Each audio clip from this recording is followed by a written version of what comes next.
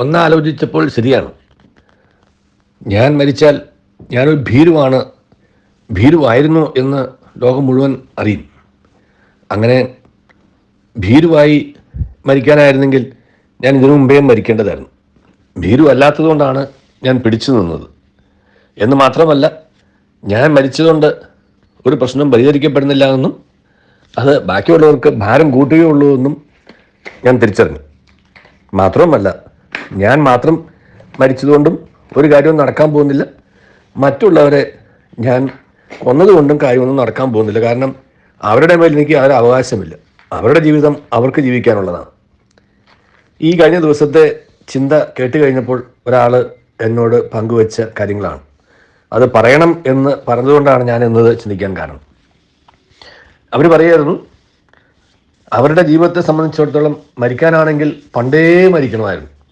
പക്ഷേ ഒരുപാട് പിടിച്ചു നിന്നു. ഇപ്പോഴും പിടിച്ചു നിൽക്കാൻ പറ്റാത്ത അവസ്ഥയാണ്. പിടിവിട്ടാലോ എന്ന് പല പ്രാവശ്യം ആലോചിച്ചതാണ്. പക്ഷേ ഇല്ല, ഞാൻ ഒരു വിജയമാണ്. My life is A success. എൻ്റെ ഒരു സക്സസ് സ്റ്റോറി എനിക്കൊന്ന് എഴുതണം എന്നെനിക്കൊരു ആഗ്രഹമുള്ളതുകൊണ്ട് ആ ദൃഢനിശ്ചയമാണ് എന്നെ മുന്നോട്ട് നയിക്കുന്നത്. എൻ്റെ ജീവിതം ഒരു പരാജയമായിരുന്നു എന്ന് ഈ ലോകത്ത് ആരും പറയാൻ ഇടവരരുത് എന്നും എന്നെ പരാജയപ്പെടുത്താൻ ശ്രമിച്ചവരുടെ മുമ്പിൽ ഞാനൊരു വിജയമാണ് എന്ന് കാണിച്ചു കൊടുക്കുകയും ചെയ്യുക എന്നുള്ളത് എൻ്റെ ആഗ്രഹമാണ്. അവർ പറഞ്ഞൊരു ഉദാഹരണം ഇതായിരുന്നു. ഒരു ഫുട്ബോൾ കളി 1 മണിക്കൂർ നേരം കളിച്ചിട്ടും അല്ലെങ്കിൽ 1.5 മണിക്കൂർ നേരം കളിച്ചിട്ടും ഒരു സൈഡും വിജയിച്ചില്ല.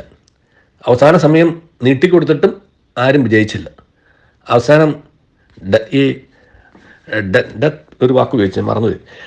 ആ സമയത്ത് ആ നീട്ടിക്കൊടുത്ത സമയത്താണ് വിജയം ഒരു സൈഡിൽ നിന്ന് കിട്ടിയത് എന്ന് പറഞ്ഞ മാതിരി എൻ്റെ വിജയം എവിടെയാണ് എന്നുള്ളത് കാണണമെന്നുണ്ടെങ്കിൽ എൻ്റെ ഈ കളിക്കളത്തിലെ കളി തീരുന്നത് വരെ ഞാൻ കാത്തിരിക്കണം.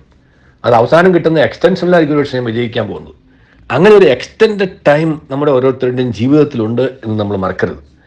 നമ്മുടെ ജീവിതത്തിലുണ്ടാകുന്ന എക്സ്റ്റെൻഡഡ് ടൈമിൽ നമുക്ക് വിജയം കരുതി വെച്ചിട്ടുണ്ടെന്നുണ്ടെങ്കിൽ അതിനു മുമ്പായിട്ട് കളിക്കളം വിട്ട് പോകുമ്പോഴാണ് നമ്മൾ തോറ്റു പോകുന്നത്.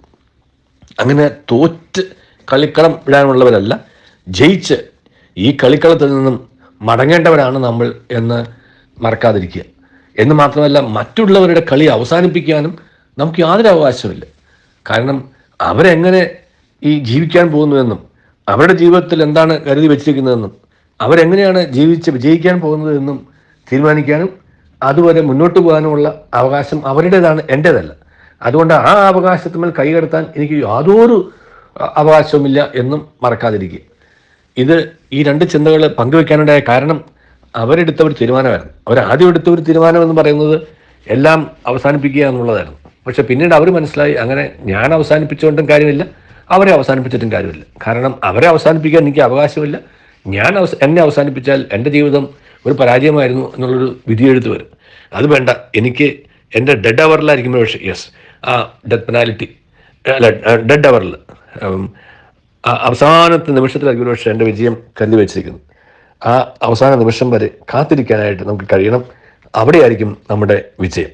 നമ്മുടെ വിജയത്തിൻ്റെ ഏറ്റവും വലിയ ആ ഒരു അവസരം എന്ന് പറയുന്നത് നമുക്കായി കരുതി വെച്ചിരിക്കുന്ന വിജയം കാണാനും ആ വിജയം കാണിക്കാനും വരെ ഞാൻ കാത്തിരിക്കുന്ന എൻ്റെ തീരുമാനമാണ്.